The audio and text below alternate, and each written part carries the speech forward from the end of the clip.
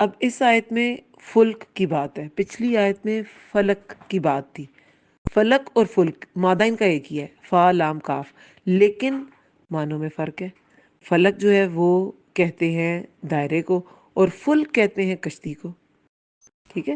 اور ان کے جمع کا بھی فرق ہے، فلک کشتی، اور فلک کا جو جمع ہے وہ ہوتا ہے فلائق، اور فلک جو ہے اس کا معنی ہوتا ہے دائرہ، اور اس کے جو جمع ہے، اس کی جمع وہ ہے افلاک۔ دونوں کی جمع میں بھی فرق ہے۔ اور یہ جو 40 آیت میں فی فلک یسبحون، یہ والی آیت جو ہے، اس میں یہ جو اینڈ والی فریز ہے وَكُلٌّ فی فلک یسبحون، یہ جو وَكُلٌّ، کلٌ فی فلکن، ان تین ورڈز کو دیکھیں، کلٌ فی فلکن، اگر آپ ان کے لیٹرز کو الٹا پڑھیں تو یہ ایک جیسے بنتے ہیں۔ جیسے ہم اس کو کھول کے جب بناتے ہیں نا، تو یہ کاف لام فا، پھر درمیان میں یا، پھر فا لام کاف بن جاتے ہیں۔ آپ ان کو جوائن کریں، کاف کو کاف سے، لام کو لام سے، فا کو فا سے، تو یہ کیا بن جائیں گے؟ یہ سرکلز بن جائیں گے، سولر سسٹم بن جائے گا۔ اور دائرے بھی کیسے بنیں گے؟ بیضوی شکل کے۔ کیسی اللہ تعالیٰ کی نشانیاں نا؟ تو یہ پیلنڈروم جیسے ورڈز ہوتے ہیں نا، پیلنڈروم ورڈز جن کو الٹا پڑھیں تو وہ سیم ہی ساؤنڈ کرتے ہیں، جیسے میڈم ہے، MADAM، آپ اسے الٹا پڑھیں میڈم ہی رہے گا۔ روٹیٹر ہے، اس کو آپ الٹا پڑھیں روٹیٹر ہی رہے گا۔ سیوک ہے، لیول ہے، تو آپ ان کو الٹا پڑھیں یہ وہی سیم رہیں گے، پیلنڈروم ورڈز۔ تو یہ کلن فی فلکن، یہ پیلنڈروم ہے۔ اور پیلنڈروم کو جب ہم ایسے کھول کے اس کی شکل بنائیں تو یہ سولر سسٹم بن جاتا ہے، مدار بن جاتے ہیں، آربٹس بن جاتے ہیں۔ تو ہر کوئی اپنے آربٹ میں تیر ہے۔ اب یہاں پہ فلک المشحون کی بات ہے، کشتی بھری ہوئی۔ شحن جو ہے نا، وہ کشتی میں سامان لادنے کو کہتے ہیں، تو مشحون جو بھری ہوئی ہوتی ہے، اور کشتی کے لیے یہ ورڈ زیادہ یوز کیا جاتا ہے۔ اب یہاں پر ایک اور نشانی کا ذکر ہے، جیسے کہ پیچھے بھی بہت سی نشانیوں کا ذکر گزرا۔ ایک اور نشانی ان کے لیے کہ، اور وہ نشانی کیا ہے کہ ہم نے سوار کیا ان کی اولاد کو۔ اب یہ کن کی اولاد کو؟ انسان کی اولاد کو۔ لیکن یہ جو خاص طور پہ کشتی کا ذکر ہے، یہ کشتی نوح ہے علیہ السلام، یہ نوح علیہ السلام کی کشتی کا ذکر ہے کہ سوار کیا ہم نے ان کی کشتی، ان کی اولاد کو کشتی میں بھری ہوئی۔ وہی کشتی تھی نا جس میں سوار کیا اللہ تعالیٰ نے، وہ بھری ہوئی کشتی تھی، اس میں ہر چیز کے جوڑے تھے، اور 80 کے قریب جو ایمان والے تھے وہ تھے، اور حضرت نوح علیہ السلام تھے، اور بھری ہوئی تھی، اور اللہ تعالیٰ نے سوار کیا۔ ورنہ نشانی تو ہر کشتی ہی نشانی ہے، لیکن یہ خاص نشانی کا ذکر ہے، تو یہ وہی والی کشتی ہے جو نوح علیہ السلام کی تھی۔ اب اس میں دیکھیں، سورہ قمر میں بھی اس کا ذکر آتا ہے، بہت سی صورتوں میں اس کا ذکر آتا ہے نوح علیہ السلام کے واقعے کا۔ ہم نے اسے میخوں، تختوں اور میخوں والی کشتی پہ سوار کر دیا۔ سورہ حاقہ میں بھی آتا ہے، جب پانی میں طغیانی آ گئی تو بے شک ہم نے تمہیں کشتی میں سوار کر دیا، وہ کشتی بڑی بڑی موجوں پر تیرتی، جیسے کوئی پہاڑ، کل جبال کا آتا ہے نا کہ وہ پہاڑوں جیسی موجوں پہ تیر رہی تھی۔ سورہ صافات میں بھی ہم نے اس کی اولاد کو زمین پر باقی رہنے والا بنایا، تو وہ ایسی بنایا کہ اس میں جو لوگ تھے، اور بعد میں وہ جو پانی تھا آسمان سے بھی برسا، زمین سے بھی نکل آیا پانی، جو ہے وہ ابل گیا، جو بھی زمین کا سارے جو سمندر تھے، چشمے جو بھی ہے، جب وہ سب کچھ بہہ گیا، وہ لوگ جو نبی کے منکر تھے وہ ختم ہو گئے، پانی نیچے آ گیا، اتر گیا، آسمان کا جو بھی پورٹلز کھلے تھے، جو بھی آسمان کے دروازے کھلے تھے وہ بند ہوئے، بارش تھمی، اور نیچے کبھی جو ہے پانی اپنی اپنی جگہوں پہ چلا گیا۔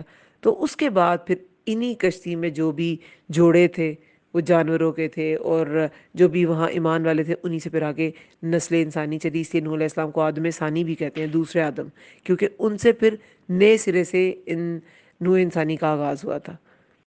تو یہ اسی کی طرف اشارہ ہے کہ یہ ایک نشانی ہے کہ ہم نے سوار کیا آدم علیہ السلام کی اولاد، نوح علیہ السلام کی اولاد کو، انسان کی نسل کو۔ ذریت کہتے ہیں نا نسل کو، آف سپرنگز کو، یا آباء و اجداد کے لیے بھی آتا ہے کہ ظاہر ہے کہ انسان کی نسل کو آباد سوار کیا کشتی میں، اور وہ جو نسل چلتے چلتے چلتے جو آج لوگ ہیں ان کے تو آباء و اجداد تھے۔ تو ایک معنی آبا بھی لیا جاتا ہے، اور ایک معنی اولاد بھی لیا جاتا ہے کہ ان کی نسل کو سوار کیا۔ اور مشحون بھری ہوئی کشتی میں، اور وہ ہم پڑھ چکے ہیں کہ وہ کیوں بھری ہوئی تھی۔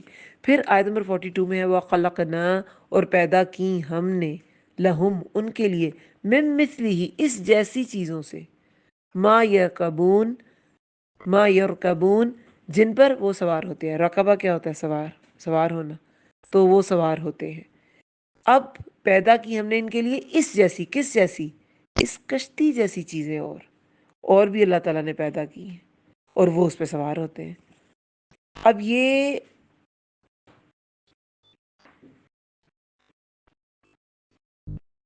ابن عباس نے یہ جو معنی کیا ہے کہ اس جیسی، من مثلہ ما یرکبون، کہ پیدا کی ہم نے ان جیسی، ان کے لیے اس جیسی چیزوں سے، ابن عباس رضی اللہ عنہ نے مانا لیا ہے کہ نوح علیہ السلام کی کشتی جیسی کشتیاں، اس سے مراد ہے کہ ہم نے اس کشتی جیسی اور بھی کشتیاں پیدا کی، اور ظاہر ہے ہر کشتی کی نشانی ہے اس کا، جو آپ سارا جو جس لا پہ وہ چلتی ہے، اور دیکھیں کوئی سوئی اوپر نہیں ٹھہر سکتی، لیکن ایک بڑی سی کشتی، بڑے بڑے جہاز، بحری بیڑے، یہ سب کچھ سمندر پہ تیر لیتے ہیں۔ اللہ تعالیٰ نے ایسے فزکس کے لاز جو ہیں وہ دنیا میں بنائے، اور پھر انسانوں نے ڈسکور کیے، اور اس کی وجہ سے وہ کشتیاں بھی چلنے کے قابل ہوئیں۔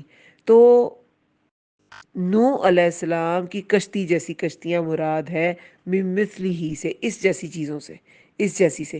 دوسرا معنی لیا گیا کہ چھوٹی کشتیاں، کہ وہ بھی، ان کو بھی دیکھ کر وہ بھی اللہ کی ایک نشانی ہے، اور انسان کو اللہ تعالیٰ کی قدرت یاد آتی ہے۔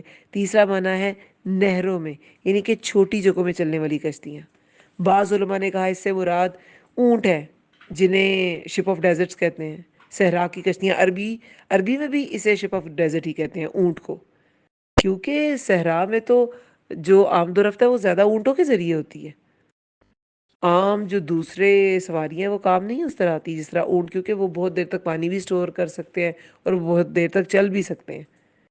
تو اونٹ ہیں جو صحرا کی کشتیاں ہیں، کہ یہ بیڑوں کے مشابہ ہے۔ پھر ایک معنی اس سے مراد دیگر سواریاں لی گئی ہیں، یعنی کہ اس میں آج کی سواریاں بھی آ جاتی ہیں، اور اس زمانے میں بھی اس کے علاوہ دیگر سواریاں تھیں، جیسے آیت میں بھی آتا ہے کہ اللہ نے گھوڑے، خچر، گدھے پیدا کیے تاکہ تم ان پر سواری کرو، اور سامان زینت بھی ہے۔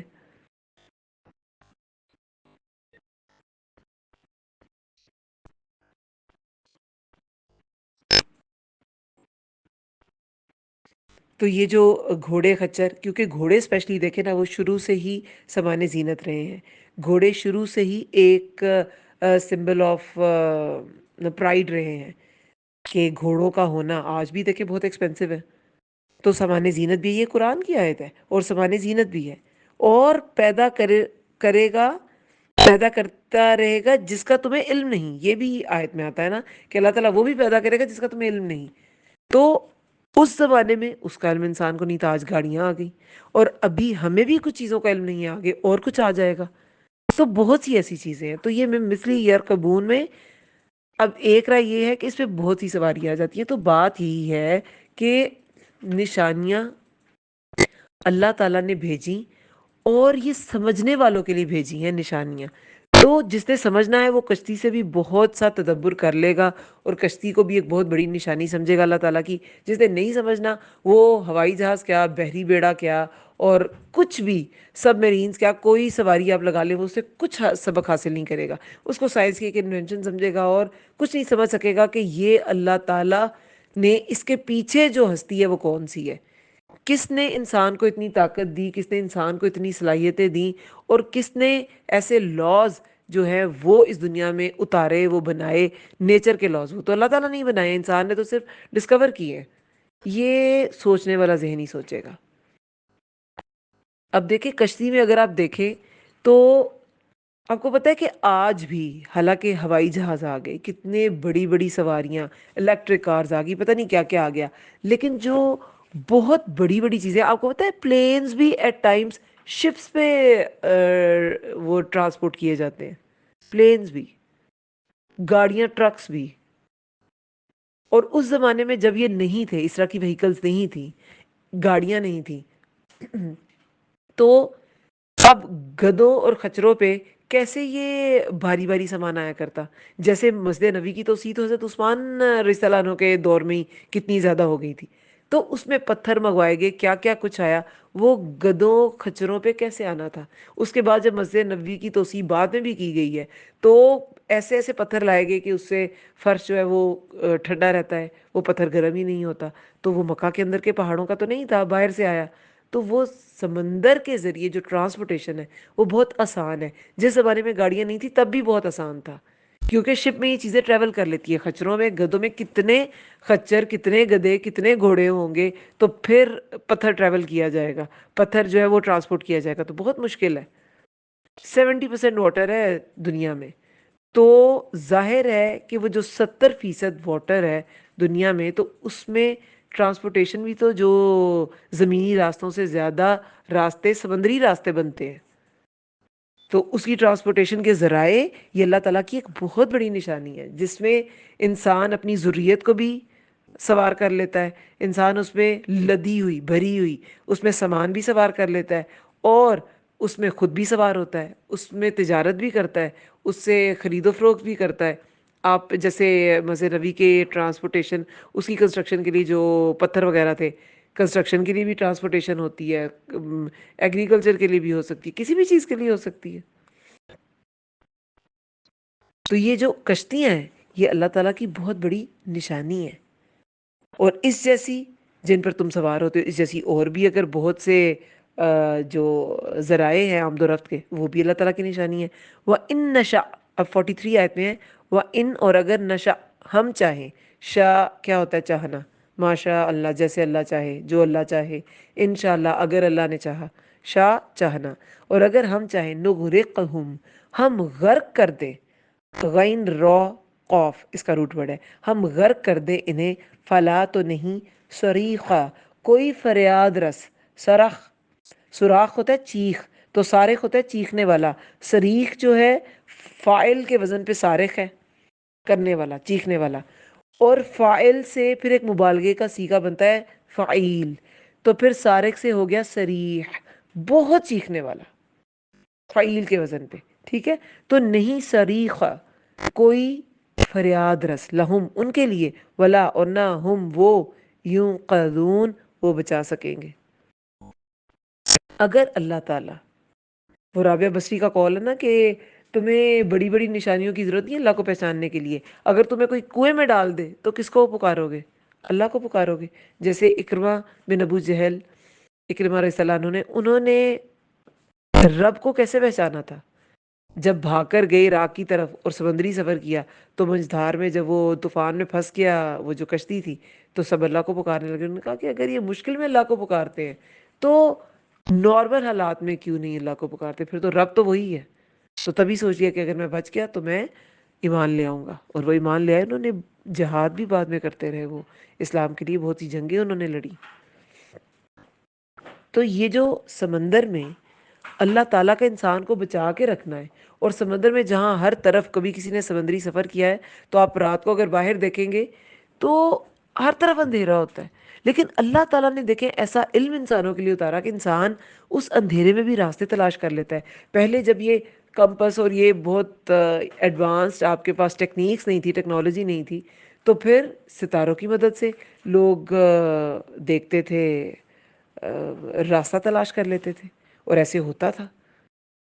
تو یہ بہت بڑی، اس میں یہ جو کشتی ہیں یہ بہت بڑی نشانی ہے، اور اگر غرق کر دیں تو کوئی فریاد رس، کوئی تمہارے لیے چیخو پکار نہیں کر سکے گا، کوئی تمہیں بچا نہیں سکے گا۔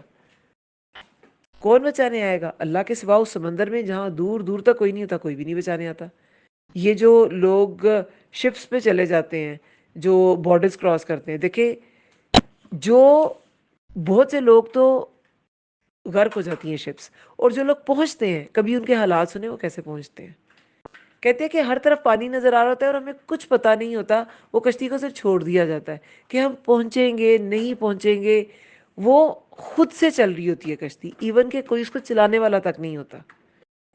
تو وہ انسان جو اپنی بے بسی کو پہچانتا ہے نا، اس وقت وہ ہم گھر میں بیٹھے ہوئے نہیں پہچان سکتے۔ تو یہ جو سمندر ہے اور اس میں کشتی کا چلنا ہے، اور وہ جو غرق ہونے کا جو خطرہ ہے، یہ ان سب میں اللہ تعالیٰ کی معرفت کے دلائل ہیں۔ اللہ کو پہچانو، کون تمہیں چلاتا ہے، کون تمہیں بچاتا ہے، کون تمہیں پہنچاتا ہے اس سمندر میں، ٹرانسپورٹیشن تمہاری کیسے پاسبل، کون ہے جو بناتا ہے۔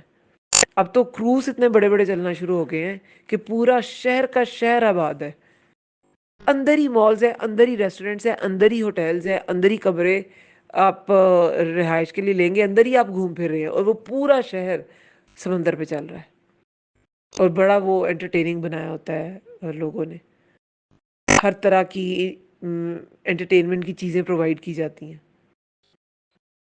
لیکن اللہ کی قدرت کی نشانی سمجھ کے نہیں کوئی جاتا، انجوائمنٹ کے لیے جاتے ہیں۔ تو کشتیاں اللہ کی نشانیاں کو ہوتا ہے، کچھ شہر جیسے وینس جو ہے وہ پانی پر ہے شہر، آپ کو پتہ ہے اس کی گلیوں میں گھر بنے ہوئے ہیں اور گلیوں میں پانی ہوتا ہے، اور کشتیاں زیادہ ہیں اور باقی وہیکلز کم ہیں، کشتیوں میں لوگ ٹریول کر رہے ہوتے ہیں شہر کے اندر بھی، اور کچھ چھوٹے چھوٹے آئلینڈز ہیں وہ آنے جانے کے لیے وہ کشتیاں یوز کرتے ہیں، ایسے ہوتا ہے۔ تو یہ نشانی ہے۔ پھر 44 آیت میں ہے اللہ، سوائے، اچھا کون بچائے گا، کون فریاد رسی کرے گا اگر ہم چاہیں کہ ہم غرق کر دیں انہیں، اللہ، سوائے، رحمتم منا، رحمت کے، من ہوتا ہے سے، میں سے، نہ ہماری،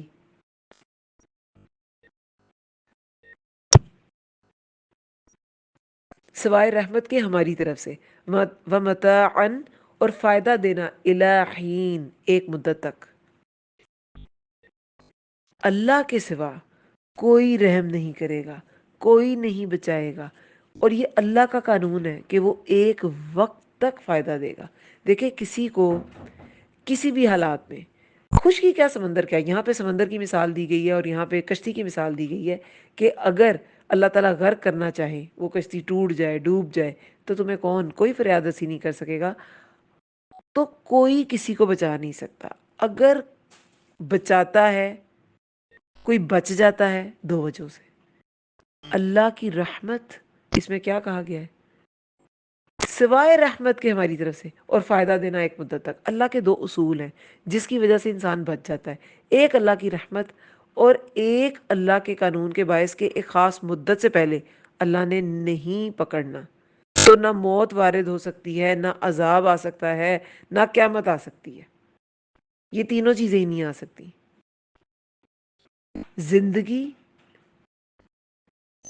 زندگی بھی نعمت ہے، زندگی کے علاوہ کچھ بھی آپ کہیں پہ سروائیو کرتے ہیں، ایون کہ یہ تو کشتی اور سمندر کی بات ہو رہی ہے، پانی کی بات ہو رہی ہے، لینڈ پہ بھی انسان سروائیو کرتا ہے، اسے زندگی کی سہولیات ملتی ہیں، ہر نعمت اللہ کی رحمت سے ہی ملتی ہے، اللہ کی رحمت سے ملتی ہے۔ ابھی دانے کے بارے میں ہم نے پڑھا، کتنی ساری ہم نے دلائل پڑھ لیے، یہ دن رات، یہ اللہ کی رحمت ہی تو ہے۔ اگر سارا دن دن نہیں ہوتا تو کیا ہوتا، سوتا ہی نہ انسان۔ جو لوگ لائٹ سینسٹیو ہوتے ہیں وہ تو لائٹ میں جتنی مرضی انہیں نیند آ رہی ہو وہ لائٹ میں سو نہیں سکتے، ان کی آنکھوں میں درد ہوتی ہے اور سر میں درد شروع ہو جاتی ہے۔ تو یہ رات اللہ نے سکون کا باعث بنائی، یہ اللہ کی رحمت ہے۔ دن اللہ تعالیٰ نے معاش کا ذریعہ بنایا، اللہ کی رحمت ہے۔ دانا جو ہے اللہ کی رحمت ہے، وہ دانا کیا کس کس پروسیجر سے گزرتا ہے اور پھر ہماری پلیٹ میں روٹی پک کے آتی ہے۔ پہلے دانا، پھر اسے بویا گیا، پھر اسے اور بالیاں نکلی اور دانے نکلے، پھر اس کو اس کی کٹائی ہوئی، اس کو وہ جب تھریشر سے اس کو پھر نکالا جاتا ہے، اور پھر دانوں کو نکالا اور ان کو پھر پیسا گیا، صاف کیا گیا، کتنے پروسیجرز ہیں، تو پھر اس کو گوندا گیا، اس کی روٹی پکے ہمارے پاس آئی۔ تو اللہ تعالیٰ نے انسان کے لیے یہ سارے اسباب مسخر کر دیے ہیں اور یہ نعمتیں انسان کو پہنچا دی ہیں، تو یہ اللہ کی رحمت ہے۔ اور اللہ کا وہ جو اصول ہے، جو اللہ کو نہیں مانتے ان کو بھی یہ سب کچھ پہنچ رہا ہے، کیوں؟ کیونکہ ومتان الہین، الہین کہ فائدہ دینا ایک مدت تک، یہ اللہ کا اصول ہے، ایک وقت تک فائدہ ملے گا۔ وَإِذَا، اور جب، قیلا، کہا جاتا ہے، اب یہ پیسو فریز ہے، کہا جاتا ہے، کون کہتا ہے یہ نہیں بتایا گیا، فائل نہیں بتایا گیا، فعل مجہول اسے کہتے ہیں نا، جو پیسو ہوتا ہے جس میں ڈوئر نہیں ہوتا، کرنے والا نہیں ہوتا۔ اور جب کہا جاتا ہے لَهُمُ اتَّقُوا، انہیں ڈرو، ماں، اس سے جو، بین ایدیکم، تمہارے سامنے ہے، وما، اور جو خلفکم، تمہارے پیچھے ہے، لعلکم، تاکہ تم ترحمون، تم رحم کیے جاؤ۔ اب جب کہا جاتا ہے، کون کہتا ہے؟ اللہ تعالیٰ. اللہ تعالیٰ کہتے ہیں کہ ڈرو. ڈرنا چاہیے نا انسان کو، اس کی ہستی کیا ہے، اسے تو چاہیے ہی چاہیے ڈرنا، لیکن نہیں ڈرتا. تو جب کہا جاتا ہے کہ ڈرو، اور یہ کہنے والا اللہ تعالیٰ بھی ہیں، اللہ تعالیٰ کہتے ہیں، رسول کہتے ہیں، رسولوں نے اپنے اپنے وقتوں میں ڈرایا. پھر کوئی بھی دائی جب اللہ تعالیٰ کی معرفت دلاتا ہے، اللہ تعالیٰ کی پہچان دلاتا ہے اور خوف دلاتا ہے، تو وہ یہی کہتا ہے کہ اللہ سے ڈرو. یہ کچھ عرصہ پہلے یہ عمر بن عبدالعزیز کے بارے میں پڑھ رہی تھی. تو وہ ابن عمر کے بھتیجے تھے، اور عمر رضی اللہ عنہ کے ان کی خاندان سے ہی تھے، ان کے پوتے. تو وہ ان کی جب وہ خلافت میں آئے نا، تو وہ بالکل بدل گئے. پہلے وہ 400 درہم کے جوڑا پہنتے تھے، اور اس میں بھی وہ کہتے تھے کھردرا ہے. اور پھر وہ 4 درہم کا بھی جوڑا کہتے تھے بس یہی پہننا اپنے بچوں کو. ایسے ہی انہوں نے خلافت میں آتے ہی، خلیفہ بنتے ہی، اللہ کا ایسا ڈر ان کے اندر پیدا ہو گیا کہ ایک دفعہ کہتے ہیں کہ ان کی جو بیٹیاں تھیں وہ گھر آئے تو بچیاں بار بار منہ پہ ہاتھ رکھ رہی تھیں بات کرتے ہوئے. تو انہوں نے اپنی بیوی سے کہا کہ یہ بار بار منہ کے آگے ہاتھ کیوں رکھ رہی ہیں؟ تو انہوں نے کہا کہ یہ گھر میں صرف کھانے کو نا پیاز اور تھوڑی دال تھی، تو اسی سے انہوں نے روٹی کھائی ہے، تو منہ پہ ہاتھ رکھ رہی ہیں، آپ کو اسمیل نہ آئے پیاز کی. تو رونے لگے. کہتے کہ میں اپنی بچیوں کو کیا میری بچیوں تمہیں پسند ہے کہ میں تمہیں اچھا کھلاؤں اور جہنم کی آگ میں جلوں؟ مجھے اللہ سے ڈر لگتا ہے. ایک بار بیت المال سے بچے نے، ان کے چھوٹے بیٹے نے سیب نکال کے منہ تک ابھی لے جانے لگے تو انہوں نے چھین لیا اس سے. تو بچہ رونے لگا اور روتا روتا گھر چلا گیا، اپنی والدہ سے بھی شکایت کی. تو وہ گھر گئے تو خود بھی رونے لگے. عمر بن عبدالعزیز کی بات کر رہی ہوں، جنہوں نے اتنے ریفارمز کیے تھے، اتنے زیادہ وظائف ان کے زمانے میں لگے تھے. قیدیوں کے وظیفے، جو یہ جو تھے طالب علموں کے وظیفے، استادوں کے وظیفے، اور نو مسلموں کے جو ٹیکسز معاف، اور اتنا زیادہ انہوں نے وظائف پہ کام کیا تھا. بہت سے ریفارمز کیے تھے انہوں نے. ایون کہ ان کے زمانے میں یہ جو خارجی تھے، جو حضرت علی رضی اللہ عنہ کے دور سے جنہوں نے بغاوت کی ہوئی تھی، ان کے زمانے میں وہ بھی ان کے حسن سلوک سے متاثر ہو گئے تھے، ان کے خلاف بات نہیں کرتے تھے. لیکن اللہ کا ڈر ایسا تھا. تو وہ گھر آ کے خود رونا شروع ہو گیا اور کہا کہ یہ سیب میں نے اس کے منہ سے نہیں، اپنے ایسا لگ رہا ہے اپنے دلی سے چھین لیا ہے، لیکن مجھے اللہ سے ڈر لگتا ہے. یہ تقویٰ کے کچھ ایسے ایونٹس ہیں، کچھ ایسے واقعات ہیں جو بھی پچھلے ہی دنوں میں نے پڑھے. تو بات یہ کہ جو اللہ کا ڈر ہے نا، یہ اللہ کا ڈر، یہ مومن کے لیے بہت ضروری ہے. جب کہا جاتا ہے، وہ کوئی بھی کہے، اللہ تعالیٰ اپنے پیغمبروں کے ذریعے اللہ تعالیٰ نے کہا، کوئی پیغمبر کہتا ہے یا کوئی دائی کہتا ہے ڈرو. کس سے ڈرو؟ اب ڈراتا کس سے ہے؟ کس سے؟ جو تمہارے سامنے اور جو تمہارے پیچھے ہے، تاکہ تم رحم کیے جاؤ. اب یہ جو تمہارے سامنے اور جو تمہارے پیچھے ہے، اس سے کیا مراد ہے؟ اسے دیکھیں، ڈفرینٹ مراد لیے گئی ہیں چیزیں.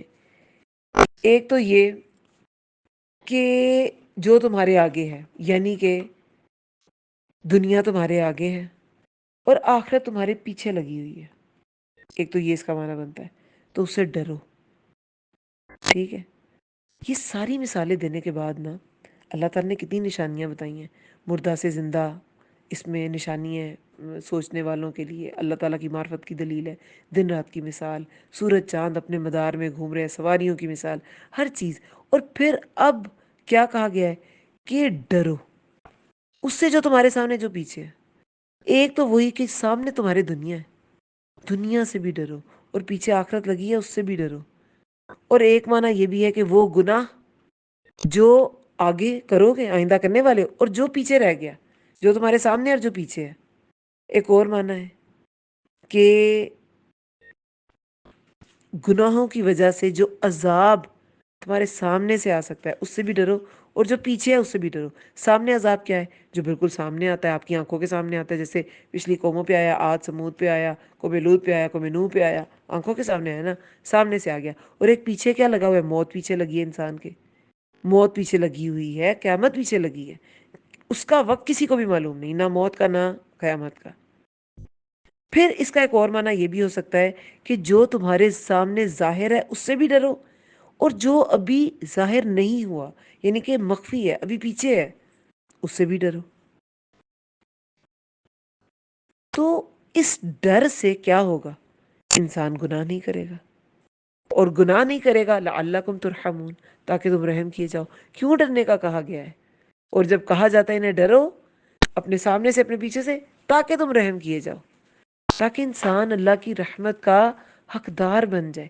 اس لیے ڈراتے ہیں لوگ، اس لیے ڈرانے والا ڈراتا ہے جب کہا جاتا ہے انہیں ڈرو اپنے سامنے سے اور اپنے پیچھے سے، تاکہ تم رحم کیے جاؤ۔ وما، اور نہیں، تأتیہم، آتی ان کے پاس، من آیتن، کوئی نشانی، من آیاتی، نشانیوں میں سے، اب یہ پلورل ہے آیاتی، من آیاتی، نشانیوں میں سے، ربہم، ان کے رب کی، اللہ، مگر کانو، ہوتے ہیں وہ، انہا، اس سے، معرضین، اعراض کرنے والے۔ اب اتنی نشانیاں، یہ ساری نشانیاں تو پڑھ رہے ہیں، اس پورے لیکچر میں نشانیاں ہی ہیں۔ اس کے بعد ڈرانے والا بھی آ گیا، ڈرانے والے نے ڈرا بھی دیا کہ اپنے آگے اور پیچھے جو چیزیں تمہارے ہیں ان سے ڈر جاؤ، اپنے گناہوں سے ڈر جاؤ، زندگی موت سے ڈر جاؤ، دنیا آخرت سے ڈر جاؤ۔ لیکن یہ جو اعراض کرنے والے ہیں نا، کوئی نشانی ان کے پاس نہیں آتی مگر وہ اعراض کرنے والے ہوتے ہیں۔ جس نے نہیں ماننا، بڑی سے بڑی دلیل ان کے سامنے پیش کر دیں، بڑے سے بڑا فلسفہ، بڑی سے بڑی آیت پیش کر دیں، جو موردین ہے وہ موردین ہی رہیں گے۔ سورہ یوسف میں آتا ہے نا کہ آسمان و زمین میں کتنی ہی نشانیاں ہیں جن پر سے وہ گزرتے رہتے ہیں اور وہ ان سے منہ موڑ جاتے ہیں۔ زمین و آسمان میں کتنی نشانی ہے، آسمان و زمین کی ہر مخلوق رسول اللہ کو پہچانتی ہے کہ وہ اللہ کے رسول ہے، سوائے، رسول اللہ نے کیا کہا تھا، سوائے سرکش، نافرمان جنوں اور انسانوں کے۔ تو جس نے نہیں ماننا اسے نہیں ماننا، تو ورنہ تو پیڑ پودے، درخت، جانور، ملائکہ، جن، سب جانتے ہیں کہ اللہ تعالیٰ کے رسول صلی اللہ علیہ وسلم، حضرت محمد صلی اللہ علیہ وسلم آخری نبی ہیں، یہ سب جانتے ہیں۔ لیکن اعراض کرنے والے کوئی نشانی دیکھ لیں وہ اعراض کرتے ہیں۔ سورہ صافات میں کیا آتا ہے؟ کوئی نشانی دیکھتے ہیں تو اس کا خوب مذاق اڑاتے ہیں، مذاق اڑاتے ہیں۔ سورہ قمر میں وہ جو شق قمر کا واقعہ جو ہے، اسے دیکھ کر کیا کہا تھا؟ اس میں اللہ تعالیٰ کیا فرماتے ہیں کہ لوگوں نے کہا کہ ہماری نظر بندی کر دی گئی ہے۔ اور ابھی سورہ یاسین میں تو ابھی 30th آیت ہم پڑھ کے آئے ہیں، 30th آیت میں اللہ تعالیٰ نے کیا فرمایا ہے؟ ہائے افسوس، یا حسرتن علی العباد، ہائے افسوس بندوں پر، نہیں آیا ان کے پاس کوئی رسول مگر تھے وہ اس کا یستہزئون، وہ مذاق اڑاتے۔ تو یہ جو موردین ہے نا، یہ راضی کریں گے، یہ مذاق ہی اڑائیں گے، یہ مان کر نہیں دیں گے۔ کوئی دنیا کی کوئی لاجک ان کو سمجھا نہیں سکتا۔ اب یہ کشتیوں کی بات ہوئی ہے، اللہ کی نعمت ہے کہ کشتیاں چلتی ہیں، اور اللہ کی یہ جو ایک سسٹم ہے، اللہ نے قدرت کا نظام رکھا، اس کے بغیر وہ چل ہی نہیں سکتی۔ اپنی نشانیوں میں سے اللہ تعالیٰ نے کیا کیا نہیں دکھایا۔ انسان نے کشتی تو بنا سکتا ہے، کشتی جس لا پہ چلتی ہے وہ لا تو نہیں بنا سکتا نا، لا ڈسکور کرتا ہے، لا تو اللہ تعالیٰ نے بنائے ہیں۔ تو سورہ لقمان میں آتا ہے کہ کیا نہیں دیکھا تم نے کہ کشتیاں سمندر میں اللہ کی نعمت کے ساتھ چل رہی ہوتی ہیں تاکہ وہ تمہیں اپنی نشانیوں میں سے دکھائے۔ بے شک اس میں البتہ نشانیاں ہیں ہر صبار شکور کے بارے میں، شکور کے لیے۔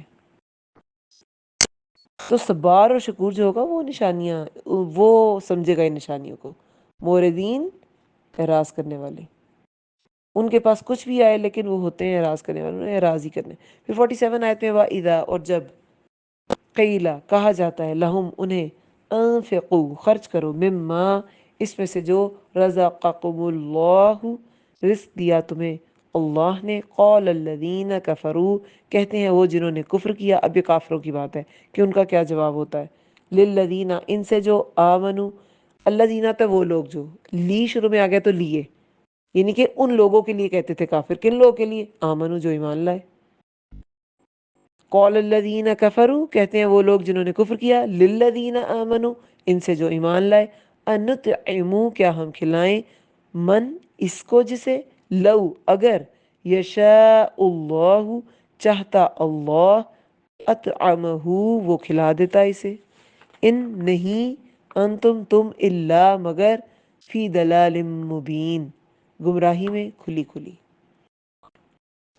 اب جب یہ مکی صورت ہے سورہ یاسین، تو بہت سے جو غلام تھے وہ مسلمان ہو رہے تھے، مسلمانوں کی حالت بہت ابتر تھی۔ اگر کوئی مزدوری کرتا تھا، اس کو مزدوری، خواب نرد جو تھے لوہار تھے، انہیں مزدوری نہیں دی جاتی تھی، الٹا ان کو دہکتے لوہوں کوئلوں پر لٹا دیا تھا، اور ان کی اپنی چربی سے وہ کوئلے بھجے تھے۔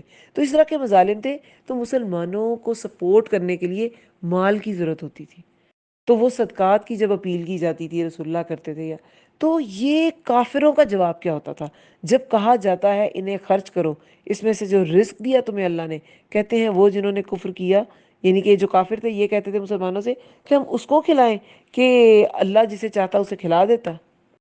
تو تم تو کھلی کھلی گمراہی میں ہو، یہ تم کس کے لیے مانگتے ہو؟ اللہ کے لیے، وہ چاہے تو خود کھلا دے، اور ان لوگوں کے لیے مانگتے ہو، اگر اللہ چاہتا ان لوگوں کو کھلانا تو وہ خود کھلا دیتا۔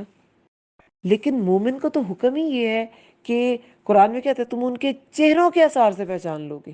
مومن کے اندر اللہ تعالیٰ نے ایک نور رکھا ہوتا ہے جس سے وہ پہچان جاتا ہے کہ میرے بھائی کو ضرورت ہے، میری بہن کو ضرورت ہے۔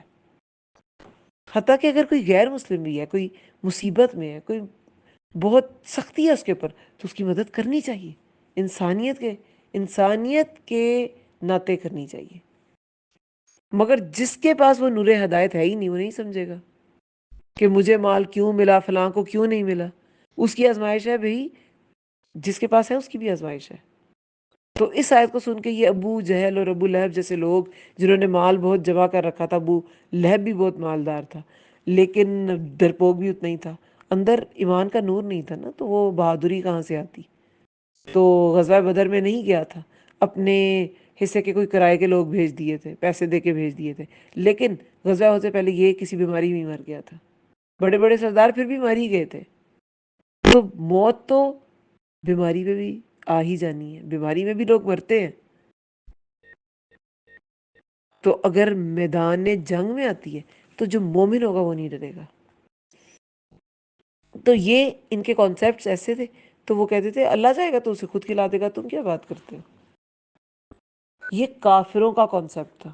اور جب مدنی دور میں جو مدنی صورتیں ہیں، اس میں بھی جب آیا کہ جب وہ آیت اتری، ابن عباس سے روایت ہے کہ جب یہ آیت اتری کہ اللہ تعالیٰ کو قرض حسنہ دو، تو مدینہ کے یہود نے کیا کہا تھا کہ محمد صلی اللہ علیہ وسلم کا رب فقیر ہو گیا ہے، اس لیے بندوں سے قرض مانگ رہا ہے۔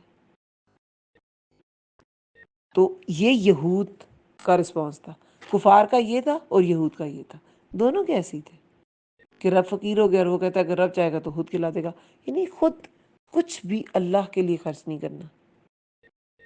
عبداللہ بن مسعود کہتے ہیں کہ جب یہ آیت اتری کہ کون ہے جو اپنے رب کو قرض حسنہ دے گا اور وہ اسے کئی گنا بڑھا کر لوٹائے گا، تو ابو درداء رضی اللہ عنہ نے کہا اے اللہ کے رسول، کیا اللہ ہم سے قرض چاہتا ہے؟ رسول اللہ نے کہا ہاں۔ تو انہوں نے کہا اب اپنا ہاتھ بڑھائیے، اور پھر رسول اللہ نے جب ہاتھ بڑھایا تو کہا کہ پھر میں نے اپنا باغ اپنے رب کو قرض میں دے دیا۔ اور یہ ابو درداء رضی اللہ عنہ کا واقعہ بہت مشہور واقعہ ہے، کیونکہ ان کا بہت زبردست باغ تھا، 600 کھجوروں کے درخت تھے اس باغ میں، اور ان کی فیملی جو تھی، بیوی بچے، اس باغ کے اندر ہی رہتے تھے، ام درداء اور ان کے بچے۔ اور کہتے ہیں کہ جب یہ گئے اس باغ میں تو باہر سے ہی آواز دی، اندر نہیں گئے، کہ اے ام درداء۔ تو ام درداء نے آواز سن کے انہوں نے کہا ام درداء، میں نے یہ باغ رب کو قرض دے دیا ہے۔ اور وہ بھی ایسی نیک سیرت تھی، انہوں نے کہا کہ آپ کا سودا کامیاب رہا، سامان بچے اٹھا کے باہر آ گئی۔ تو مومن کا جو رسپانس ہے وہ دیکھیں، کافر کا دیکھیں اور یہود کا دیکھیں، فرق ہے نا؟ فرق کیا ہے؟ نور ہدایت کا فرق ہے، اور کیا فرق ہے جس کی وجہ سے وہ دیکھ نہیں پاتے؟ اور اس نور ہدایت میں بھی فرق ہوتا ہے، کسی کے پاس زیادہ، کسی کے پاس کم۔ جو اس کے لیے زیادہ طلب رکھے گا، زیادہ محنت کرے گا، اس کے پاس زیادہ ہو جائے گا، جو کم کرے گا، کم محنت کرے گا، اس کے پاس کم ہو جائے گا۔ جیسے ابو ہریرہ رضی اللہ عنہ، وہ تو بہت جلیل القدر صحابیوں سے ملے تھے۔ ہم آج کا انسان تو ان کے کسی بھی طرح پاسکو بھی نہیں ہے، آج کا چاہے ولی ہے چاہے کوئی بھی انسان ہے، تو وہ حضرت ابوبکر صدیق کہتے کہ میں بہت بھوکا تھا، اصحاب صفا میں سے تھے، پیٹ پہ پتھر باندھ لیتے تھے، ان سے ملا، کہتے مجھے بہت بھوک لگی، میں چل پڑا، ابوبکر صدیق سے ملا، میں نے ان سے ایک آیت کا ترجمہ پوچھا کہ شاید یہ میری ضرورت کو سمجھ جائیں، انہوں نے مجھے آیت کا ترجمہ بتا دیا اور چلے گئے، وہ نہیں سمجھے کہ میں انہیں بتانا چاہ رہا ہوں کہ میں بھوکا ہوں۔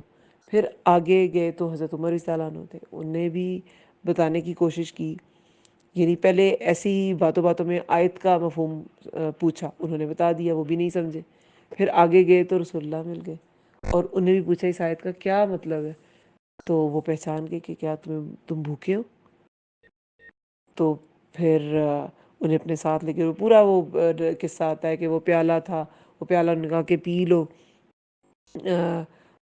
جب گھر گئے تو کہیں سے پیالہ آیا تھا، جو بھی زوجہ تھی اس وقت، انہوں نے کہا کہ کہاں سے آیا، انہوں نے کہا کہ فلاں صحابی نے بھیجا، انہوں نے کہا تمام اصحاب صفا کو بلا لو، اور تمام اصحاب صفا آئے تو ابو ہریرہ رضی اللہ عنہ کہتے میں سوچ میں پڑ گیا کہ میرے اس سے کیا آئے گا، رسول اللہ نے تو سب کو بلا لیا، اور پھر سب نے سیر ہو کے پیا، اور پیالے میں پھر بھی دودھ تھا۔ یہ رسول اللہ کے معجزوں میں سے بھی ہے، لیکن جو موردین ہیں وہ کچھ بھی دیکھ لیں گے، انکار ہی کریں گے۔ سب نے پیا تو کہتے ہیں کہ پھر صرف رسول اللہ اور میں رہ گئے، رسول اللہ نے کہا کہ میں اور تم صرف باقی، اب تم پیو، اور کہتے ہیں جب میں منہ ہٹاتا تھا تو رسول اللہ کہتے تھے اور پیو، تو کہتے ہیں کہ میں نے بھی خوب پیٹ بھر کے پیا، تو اس کے بعد میں نے رسول اللہ نے کہا چلو اب میں نوش کرتا ہوں، اینڈ پہ رسول اللہ نے پیا۔